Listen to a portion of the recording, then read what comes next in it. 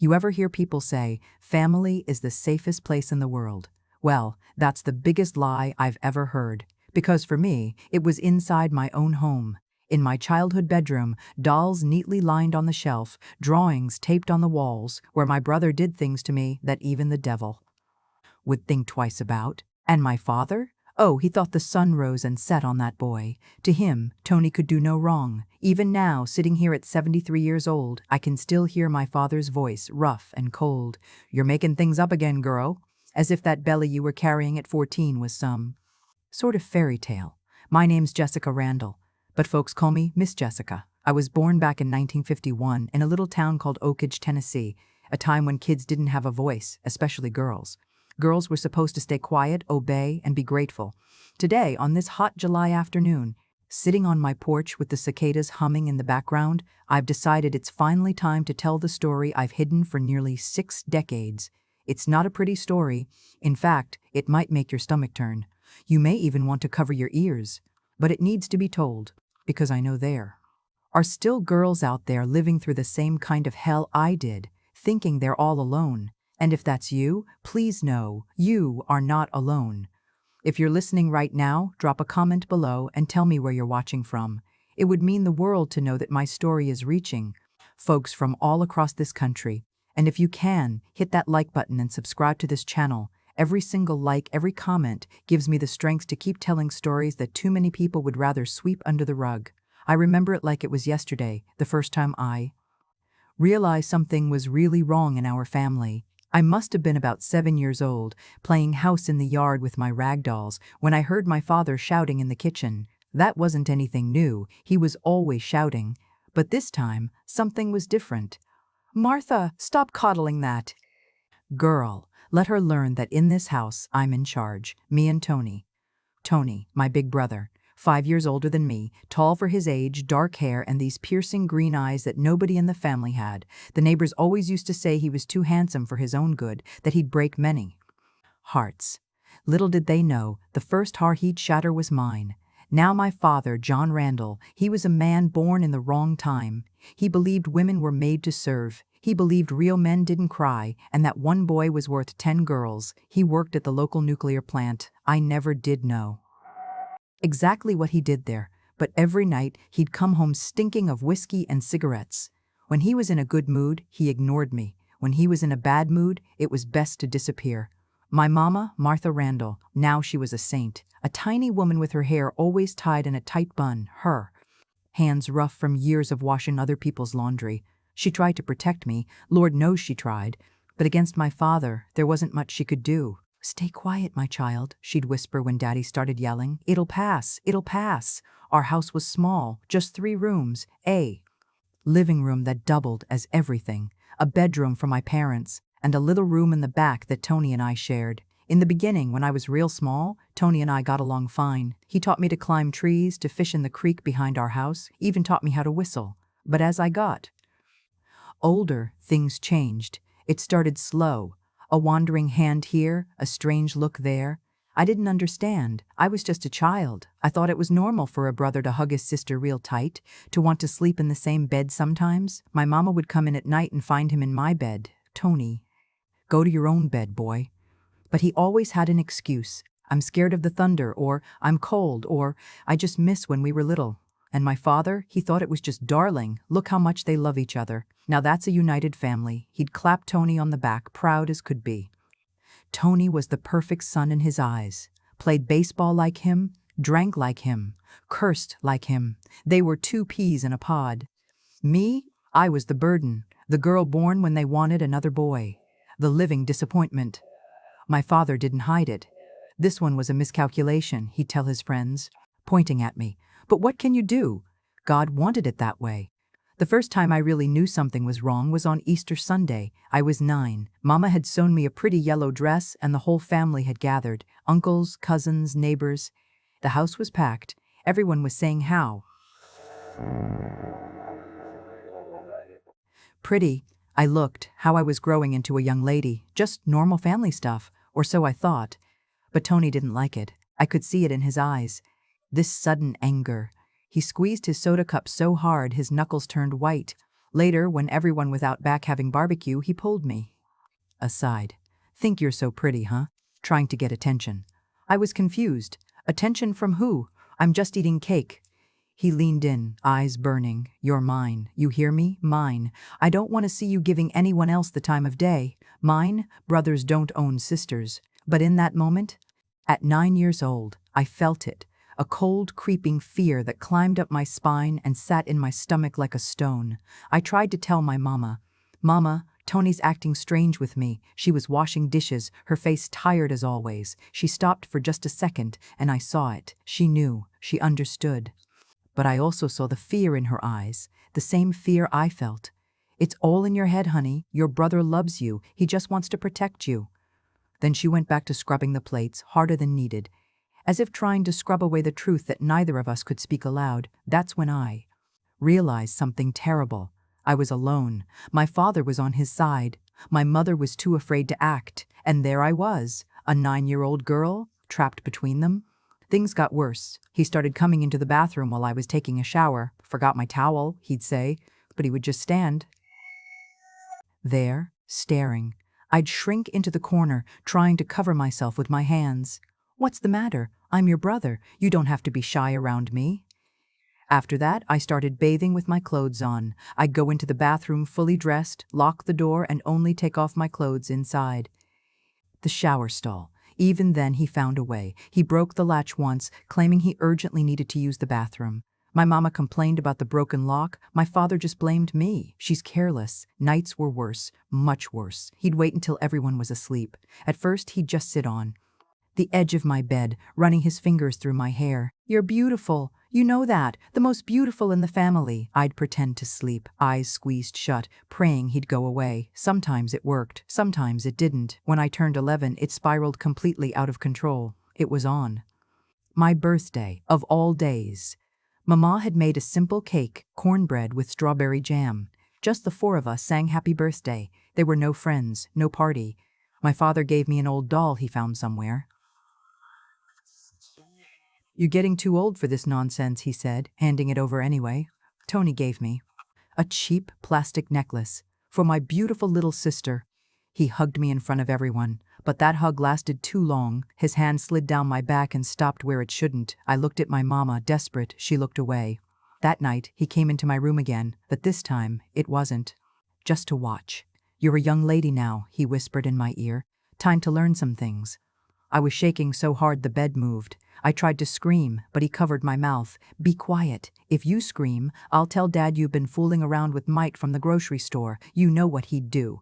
I knew. Of course I knew. I'd seen him beat Mama for much less, once just for smiling at the gas delivery man. Imagine what he'd do to me if he thought I was offering myself, as he liked to say. So I stayed quiet. I bit the pillow and stayed quiet while my brother did things to me that even now I struggle to put into words. It hurt. It hurt so bad I thought I would die. But the physical pain was nothing compared to the pain in my soul. To know it was happening and nobody would help me. The next morning, I could barely walk. Mama noticed. "What's wrong, Jessica? Why are you limping?" I lied. Told her I had fallen. She didn't ask anything else.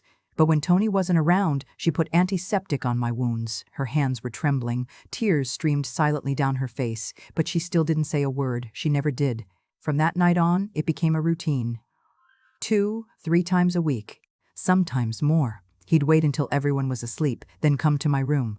I learned how to detach myself. It's amazing what the mind can do when it needs to. I'd imagine I was flying, a bird in the sky, anywhere but there, anywhere but under him. My father still thought Tony was the greatest.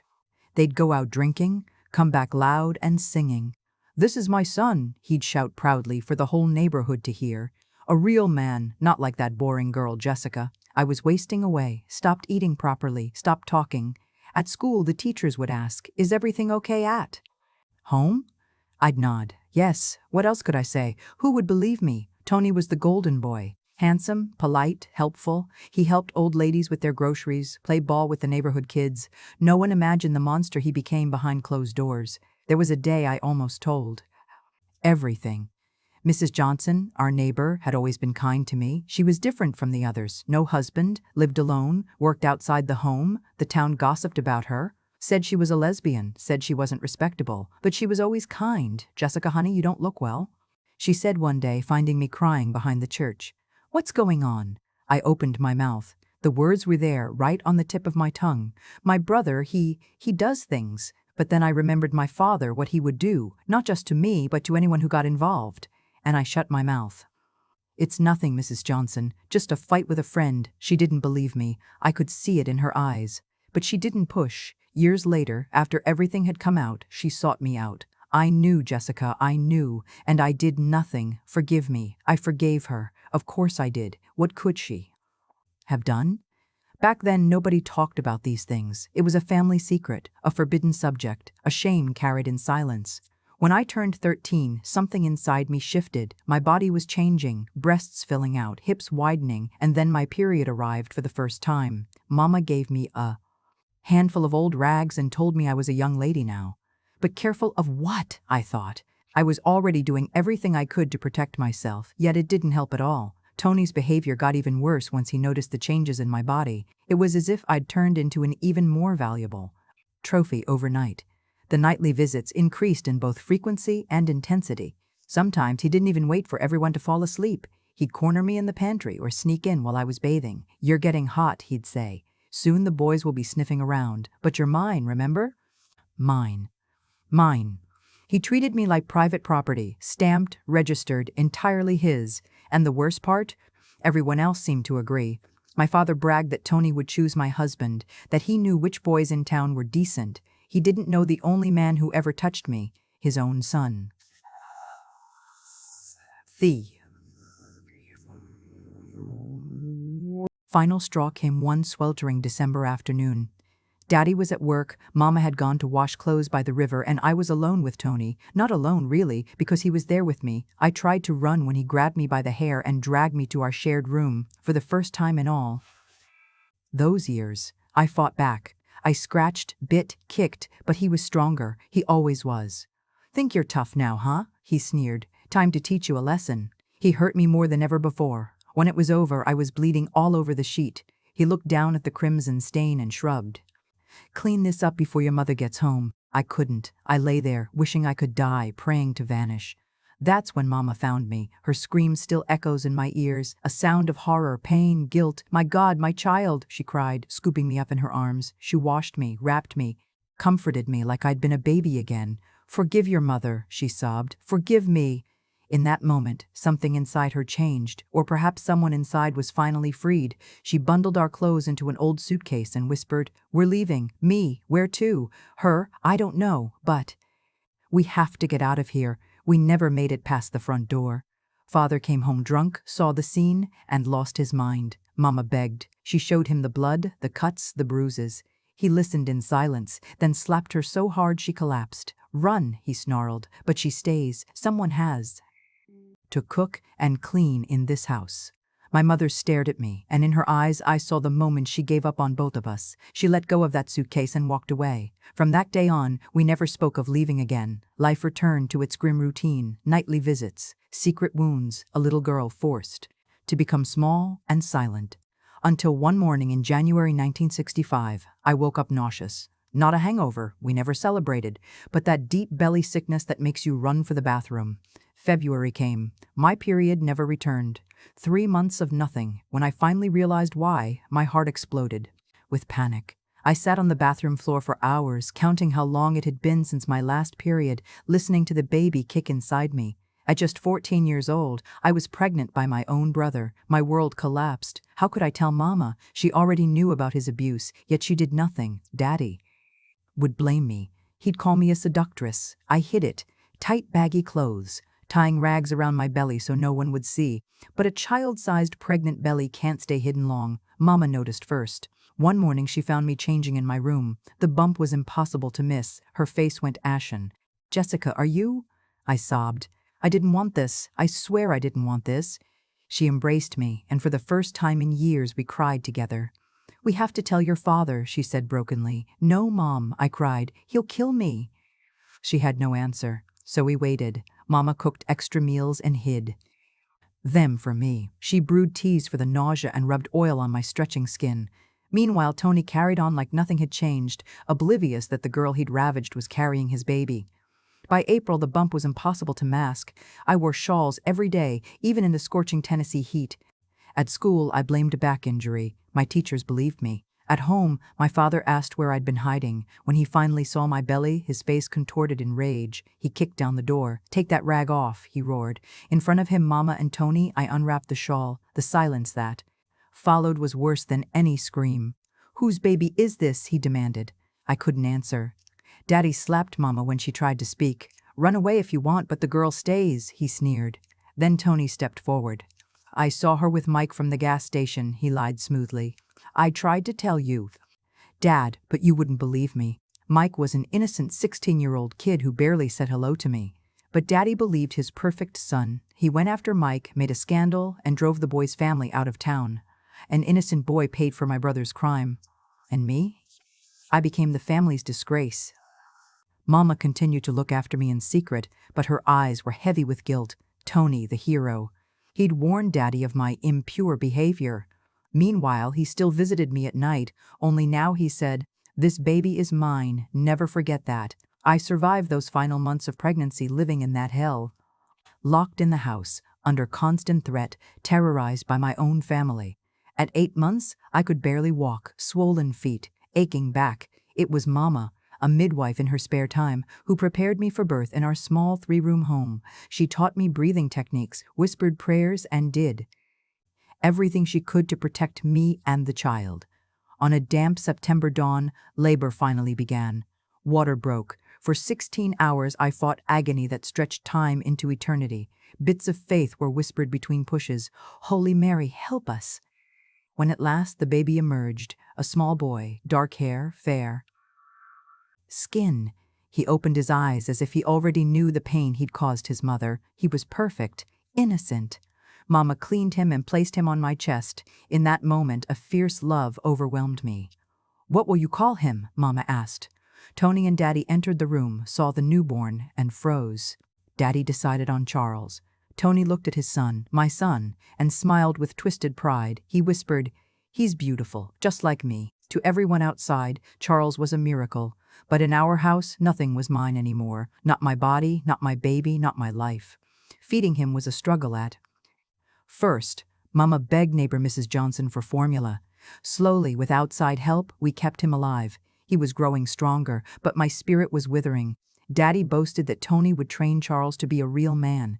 Just like him. I knew then I had to escape, for my son and for myself. I was 15 years old with a newborn, no money, no support, living in a house with 2 monsters. But I was a survivor. Survivors do whatever it takes.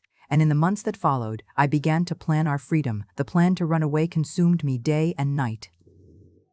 By the time Charles was 3 months old, I was watching him closely, feeding well from the bottle, sleeping through most nights. But I kept asking myself, how can a 15-year-old girl with a baby escape from a house where her jailers sleep just down the hall? Where could I go? With what money? Who would take us in? In December, I worked up the courage for my first attempt. Daddy had gone to work. Tony was off playing basketball. Mama was hanging laundry outside. I packed a grocery bag with Charles's clothes and a can of formula. I wrapped Charles in a blanket and, with trembling hands, stepped out the front gate. I hadn't even reached the sidewalk when Daddy's voice thundered behind me. "Where do you think you're going?" He hadn't gone to work. He'd been watching, waiting. I was just taking the baby out for air," I stammered. The slap came so fast it sent me sprawling on the sidewalk. "You thought you could run off with that bastard?" He dragged me back inside by my hair and locked the door. From that day on, I became a prisoner. I couldn't even go into the backyard without someone watching me. January 1966 came, hot and suffocating. Charles was growing fast, every day looking more like Tony. Same green eyes, same square jaw. It broke my heart. I loved my son more than my own life, but each familiar feature reminded me of the horror that had created him. Tony's interest in the boy grew disturbingly strong. "Let Uncle take care of him," Daddy would say. "A boy needs a man around. If only he knew." One afternoon, I overheard Tony bragging to a friend.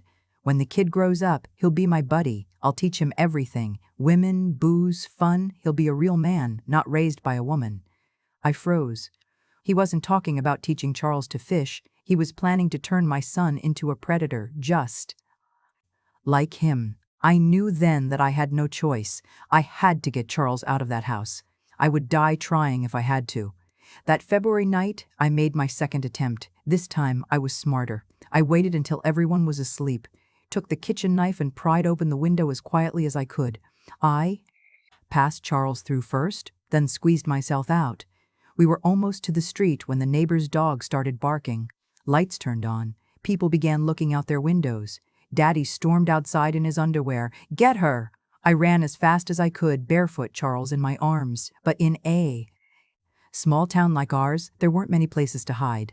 I ended up crouching behind the church, praying for dawn. But no miracle came. Daddy and Tony found me easily. The beating I took nearly killed me. When I woke up 2 days later, my whole body was bruised and swollen. "Next time, Daddy," snarled, "I'll kill you, and that bastard with you." I believed him. March and April passed. I was a ghost in that house. I did my chores, took care of Charles, stayed silent. Tony still came at night, though less often now. "You're still mine," he'd whisper, "no matter how many kids you have." The terror of getting pregnant again consumed me. But there was nothing I could do. Screaming brought more beatings. Fighting back was useless. Locking the door meant nothing. He would simply break it down. In May, a new face appeared at church, a girl named Rosie. She'd come from New York with her family. Her father was a banker, her mother educated. Unlike most in town, Rosie wore pants, cursed in secret, smoked behind the church. At first, I was scared of her. Then, fascinated. She was everything I wanted to be. Free, brave, unafraid. After Mass, we started talking. She didn't judge me. "How old is your son?" she asked. 8 months. "And the father?" "There is no father." She looked at me knowingly. "There's always a father. The question is whether it's worth talking about him." I said nothing, but I think she understood. Rosie started coming by the house, pretending to borrow books or ask for recipes. Daddy didn't like her. "That one's not decent," he'd grumble. But Mama defended the visits. "It's good for Jessica to have a friend." What no one knew was that Rosie was helping me plan an escape. She knew people in New York, safe houses for women like me. Places where no one asked questions. "But you need money for the ticket," she warned, "and something to survive on when you get there. Money, always money. Where could I get it locked inside that house?" Then came the town's 4th of July celebration. Fireworks, parades, barbecue. Daddy insisted we go to keep up appearances. He made me wear a gingham dress and tie a ribbon in my hair. Charles wore a little patriotic outfit. At the event, while Daddy drank and Tony flirted, I found a moment alone on a bench. Charles was restless from the noise. That's when Mrs. Laura Wilson, the mayor's wife, approached. She was rich, elegant, childless, and everyone knew how badly she wanted a baby. "May I hold him for a bit?" she asked softly. I let her. She rocked Charles gently, tears in her eyes. "He's beautiful," she whispered. We sat there in silence. Then she said quietly, "It must be hard, so young, so alone. If you ever need help, anything, come find me." I looked into her eyes and saw something real. Not pity, not charity, genuine kindness. "Are you serious?" I asked. "I'm very serious." And that was how hope crept back in. Mrs. Wilson began helping me in secret. She sent clothes for Charles, food, even small amounts of money. Daddy thought it came from the church. With Rosie's help, I hid every penny in the lining of my mattress, among the diapers, anywhere I could. Every dollar was one step closer to freedom. July flew by. Charles was crawling, babbling his first words, "Mama." The first time he said it, I cried. Proof that despite everything, I was a mother, a real mother. But Tony hadn't given up. One night, drunk, he came into my room again. "It's been a year," he slurred, staring at Charles. "A year since my son was born." "He's not your son," I said firmly. He laughed. "Look at him. He's the spitting image of me. One day I'll tell him the truth. Then we'll be a real family." That was it. I couldn't wait any longer. I had to leave, even if it meant dying trying. October came, and something changed. Daddy was acting strange, drinking less, quieter. Then one morning we heard Mama's scream. Daddy was on the floor, convulsing, foaming at the mouth. By the time the pharmacist arrived, he was dead. A heart attack. The man who had terrorized me my whole life, gone. I felt nothing. Just a strange emptiness, as though a weight I'd carried for years had suddenly lifted. At the funeral, Tony played the grieving son, but when our eyes met across the grave, he smiled. Now I'm in charge. But what he didn't know was that I was already planning my escape, and this time I would not fail. After the funeral, the house buzzed with people bringing food and condolences. Mama wandered around like a ghost, unsure how to function without Daddy barking orders. Tony strutted around like a rooster in charge of the henhouse, handling the paperwork and receiving condolences. I wasn't wasting time. While they dealt with Daddy's death, I was planning life. Rosie came by the third day, ever fearless. "So," she whispered, "you gonna take your shot?" I looked at Charles, who was toddling around now, chubby legs and big green eyes. "I am," I said, voice shaking, "but I need to be smart." "When?" "Soon, before Tony locks me in for good." The plan was simple. Wait until the will was read, collect whatever inheritance I was owed as Daddy's daughter, and run. Rosie had already connected me with her cousin in New York, a woman who rented out rooms to girls like me. It wasn't perfect, but it was a start. But things didn't go as planned. When the lawyer read the will, my stomach dropped. Everything, the house, the land, the savings, was left to the male child. Me and Mama were granted only the right to live there if Tony allowed it. Mama protested, but the lawyer shrugged. "It's legal. Your husband left it all to his son." I saw the smug smile on Tony's face. Now it was official. He owned everything, including me. That night, lying in bed with Charles asleep beside me, despair wrapped around my heart. Without money, how could I run? A bus ticket to New York was expensive. I needed food for the trip, formula for Charles, a place to land once we arrived. Then I remembered Mrs. Wilson. Her offer still echoed in my mind. "If you ever need help, anything, come find me." The next morning, I told Mama I needed to visit the pharmacy for Charles. She was too lost in grief to ask questions. I ran straight to the mayor's house, heart pounding. I rang the bell. Mrs. Wilson herself answered, elegant as ever. "Jessica," she said warmly, "come in, dear." In her sitting room, trembling, I poured out my heart, not the grim details, but enough. "I need to leave. I need to save my son." She sighed. "I suspected as much. In this town, people talk." "Please," I whispered, "I just need money for a ticket. I can start over if I can just get out." She thought for a long moment, then spoke. "I can do better than that. I have a friend in Washington, D.C. who owns a boarding house. She needs kitchen help, room and board included. It's honest work and a safe place." My heart leapt.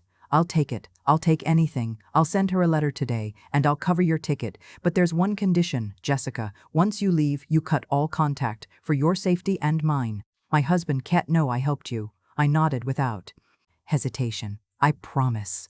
For the first time in years, hope flooded me. I had a plan, a way out.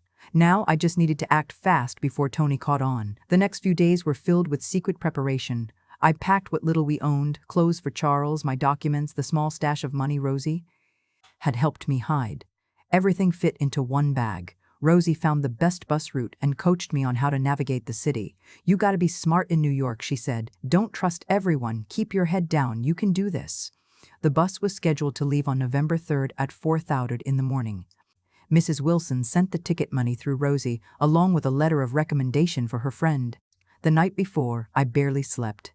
I watched Charles memorizing every detail, his light brown hair, upturned nose, chubby little hands. He was my treasure, my reason to fight. At 3:00 a.m., I got up quietly, dressed Charles while he slept, grabbed our bag and made the sign of the cross. The house was dark. I tiptoed through the living room. Each floorboard creak sounded like a cannon blast in the silence. Charles stirred in my arms. I rocked him softly. I was almost at the door when a voice stopped me cold. "Really leaving?" I turned. Mama stood in her nightgown, hair wild, eyes swollen from crying. "Mama, I know," she whispered. "I always knew, but I was too weak. You're not. Go and don't look back." I kissed her face. "Goodbye, Mama. Goodbye, my daughter." I stepped out. Into the cold dawn, Charles pressed against my chest. Each step down that dark street took me farther from that cursed house. The bus station was small, dimly lit. Rosie was already there. "Thought you weren't coming," she said softly. "Mama knows. She always knew." Rosie just nodded. Some things didn't need to be said.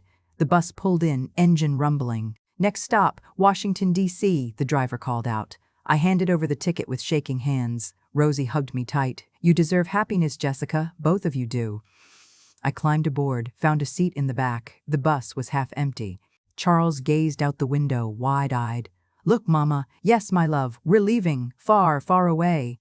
As the bus rolled out of town, I stared at the familiar streets disappearing behind us. The church where I had prayed in silence, the cemetery where Daddy now lay rotting, the square where I never dared play. Oakage was fading into memory, into the past. Charles pointed excitedly at the lights flashing by. "Look, Mama, look. Yes, baby. We're leaving. We're free." For the first time in my life, I felt hope. Each mile put more distance between us and that house of horrors. I couldn't sleep. On the ride, I sat wide-eyed, clutching Charles, every muscle tense. Each small town we passed was a victory. At one stop, an older lady offered to hold Charles so I could use the restroom. "Thank you," I said, "but I'll take him with me." Never again would I trust a stranger. Back on the bus, I ate. The simple meal Rosie had packed, a sandwich, a banana, and a small bottle of water. It tasted like freedom. The afternoon gave way to night. Charles slept most of the way, waking only to nurse or when the bus jolted. I stared out the window, watching the dark fields and lonely gas stations slip by. I was no longer Jessica Randall of Oakage. I was becoming Jessica Smith, just another young widow with a baby, looking for a better life in the big city. No one here knew my past, and I aimed to keep it that way. When the driver finally called out, "Next stop, Washington, D.C. bus station," my heart nearly burst. We had made it. I hugged Charles close. "We're here, my love. We made it." The Washington, D.C. bus station felt like another planet. So many people, so many lights, so much noise. I clutched Charles tighter, feeling both invisible and overwhelmed. No one here knew me, and that was exactly what I needed. I searched for a payphone, hands trembling as I dialed the number Mrs. Wilson had given me. "Good Hope Boarding House," a woman's voice answered. "Hello, Mrs. Martha? Mrs. Wilson sent me. Jessica Randall." "Ah, yes, I was expecting you. Come, dear, take a taxi and give the driver this address." A taxi? I had never taken one in my life. But I had to learn quickly. Big cities teach you that way. The driver, a friendly middle-aged man, helped with my bag. "First time in D.C.?" he asked. "Yes. You'll like it. Lots of opportunity here." Opportunity. That was all I wanted. The boarding house was in a quiet residential neighborhood, a simple but clean building with a neat little yard. Mrs. Martha met me at the door, a kind-looking woman in her 50s, gray hair pulled back, wearing a checkered apron. "You must be tired. Come in, I've prepared a room for you." The room was small, but it had everything we needed: a single bed, an old crib for Charles, a dresser. It was more than I'd ever dreamed of. "Kitchen's downstairs," she explained. "You'll start tomorrow, cooking and cleaning, 3 meals a day for the guests, pay as weekly room, and board included." I nodded, eager to start. "I can, of course I can." "Good, rest tonight. You're safe here, safe." I clung to that word like a lifeline. That first night in Washington, I cried like I hadn't cried in years, not from fear, but from relief, from hope. Charles slept soundly beside me in the crib, little hands curled under his chin. For the first time in forever, I wasn't afraid someone would come through the door. We were safe, not rich, not comfortable, but free. The first months at Good Hope were hard, but in a good way. I worked from dawn to dusk, up at 5:30 a.m., preparing breakfast for 15 guests. Toast, eggs, coffee. Then cleaning, preparing lunch, beans, rice, meat, more cleaning, dinner at 7:30 p.m.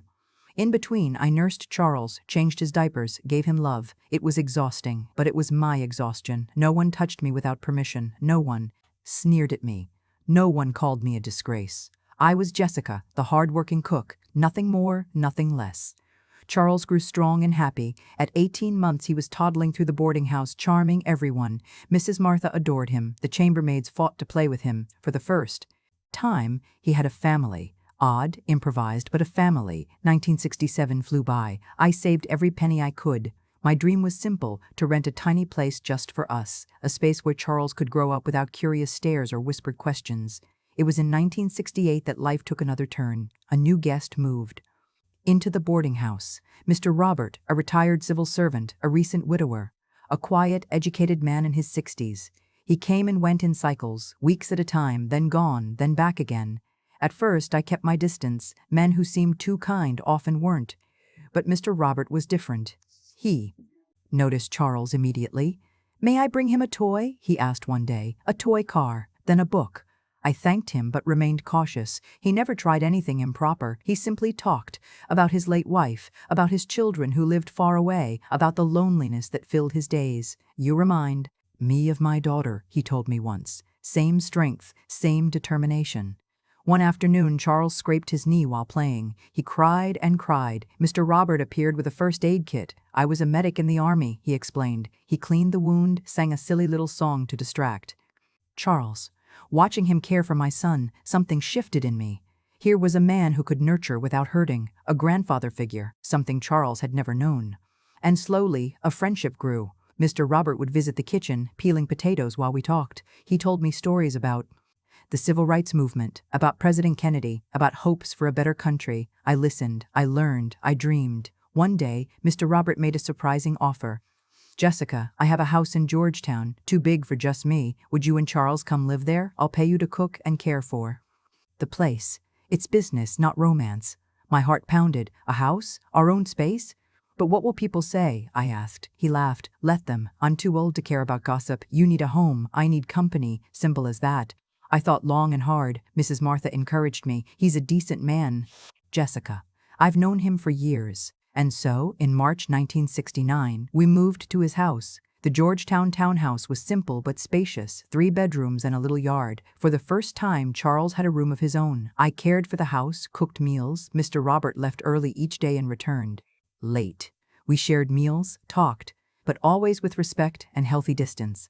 Charles adored him. Grandpa Rob, he called him. Mr. Robert taught him to ride a bike, took him to the park, answered endless questions about planes and stars. Watching them together, my heart ached with gratitude. This was how family should feel. Affection without harm, care without fear. 1970 brought change. Mr. Robert's health declined, heart problems.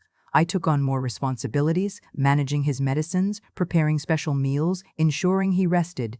You're worse than a sergeant, he joked. It's for your own good, I'd smile. That's why I put up with it, he'd reply. One hospital stay frightened us both. In the quiet of that hospital room, he reached for my hand. Jessica, if something happens to me, I want you and Charles to keep the house. It's already arranged legally. I protested, tears welling. I can't accept that. You've become my family, he said softly. Let me protect you the way you've protected me. For the first time in years, I cried from gratitude, not fear. Mr. Robert recovered, though frailer than before. I moved into the room next to his, just in case. Charles often slept between us, bringing joy into that house. By 1971, Charles was ready for kindergarten, smart, inquisitive, with an endless thirst for knowledge. Mama, why don't I have a dad? He asked one day. I froze. Your dad died in an accident when you were a baby, I answered softly. Was he nice?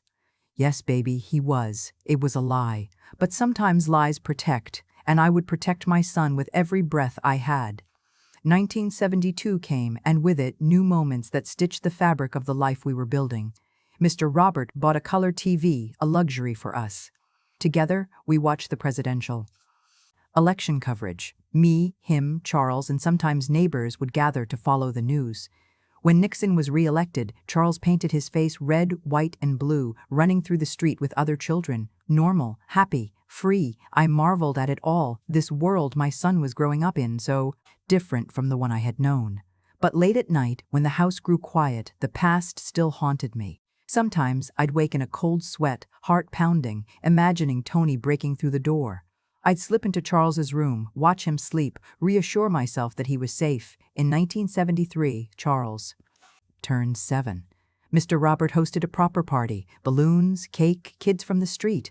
I took photos with the camera he gifted me. Each smile, each laugh was proof that we had escaped, that my son was growing up loved, not harmed. That year, something changed between Mr. Robert and me. It wasn't romance. Neither of us wanted that. It was deeper, a true, chosen family, built on mutual respect, affection, and trust, the kind of bond I had never believed I could have with a man. But life is always shifting. That winter, Mr. Robert's heart grew weaker, more hospital visits, more scares. Balanced caring for him and for Charles, who now attended school and was thriving. Neighbors stepped in to help. Teachers offered grace when I was late picking Charles up. Community, something I had never known in Oakage, held us up. One night in the hospital, Mr. Robert, pale and tired, whispered, "Jessica, you were the daughter I always wished for. And Charles, the grandson I never met." "Thank you," I replied, clutching his frail hand, "for everything." He passed peacefully in September. The funeral was small. Mr. Robert's children, 2 grown men with cold eyes, showed up. They questioned everything. "Who are you? Why was my father so close to you? Why is this house left to you?" I remained calm. I was his housekeeper and his friend. The lawyer confirmed the will was airtight. The house was legally mine and Charles's. The sons left angry but powerless. For the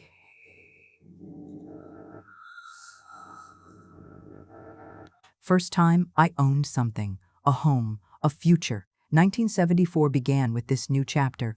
I found work at a nearby diner, needing to provide for us. Mornings and afternoons were filled with customers and orders. Evenings were spent as a full-time mother. But the nights were hard. Without Mr. Robert, the house felt too large, too empty. Loneliness crept in. That's when Mrs. Neely, our neighbor, stepped into my life. A proud New Orleans woman, respected voodoo priestess, sharp and kind. "Girl, you're carrying something heavy," she told me one evening. "I can see it in your eyes. You need to talk."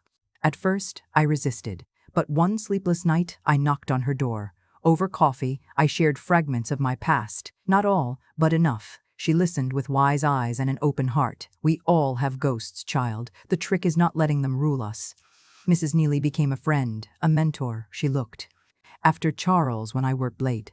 I helped her with community gatherings. Through her, Charles learned about culture, tolerance, and respect for differences. "This boy will go far," Mrs. Neely often said. "He's got a special light." I prayed it was true, that his future would be defined not by the darkness of his origins, but by the love that surrounded him. In 1975, Charles was 9, a curious, bright boy, and the questions about his father returned.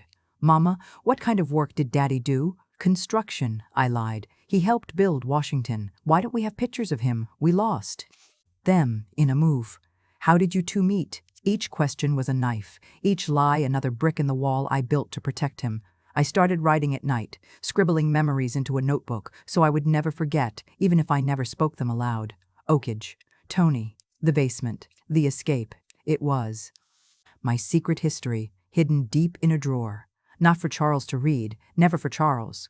1976 brought adolescence, voice changing, pimples, interest in girls. He was becoming a young man, a good young man. But sometimes, in certain angles or expressions, I'd catch a flash of Tony's features. I'd take a deep breath. "Nurture over nature," I reminded myself. "My son is good. He will stay good." In 1977, Charles graduated middle school. He stood on that stage, diploma in hand, suit too big for his growing frame, searching for my face in the crowd. I cried silently, heart swelling with pride.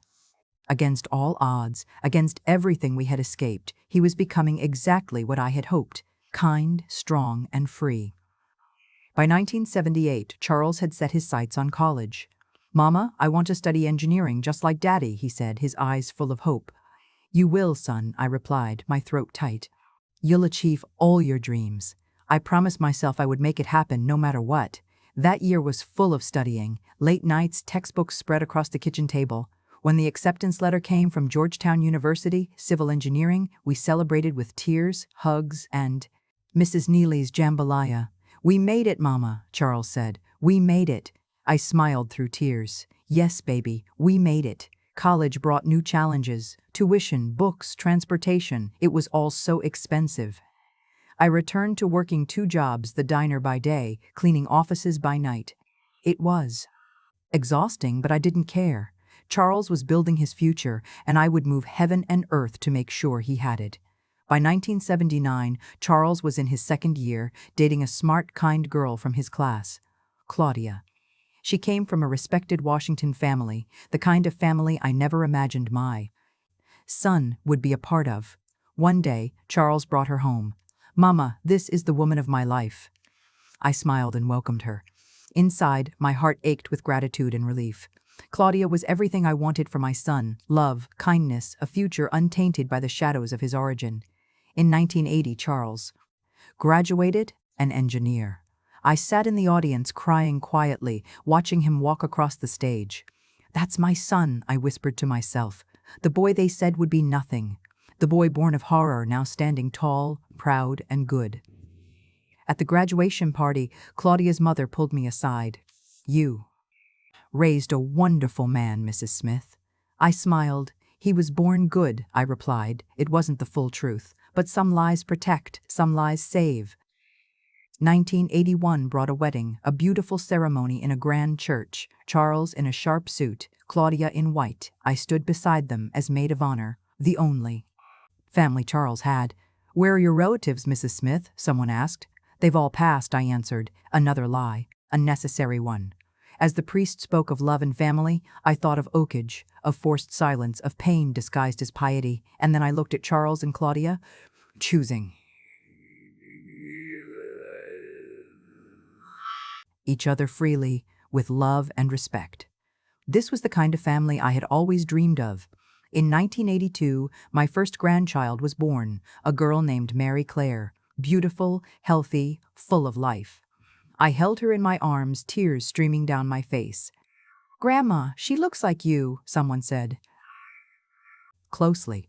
No green eyes, no square jaw, thank God. 1984 brought another grandchild, John Robert, named in honor of Mr. Robert. Charles was thriving in his career. He started his own firm, landing government contracts. "Mama, I want you to stop working. Let me take care of you now." I resisted, but he insisted. And so I finally retired, stepping fully into the role of grandmother. In 1986, we moved into a larger house. "Your place is with us, Mama," Charles said. "You're the head of this family, head of a family." For someone who once had no place at all, those words meant everything. But the past has a way of creeping in.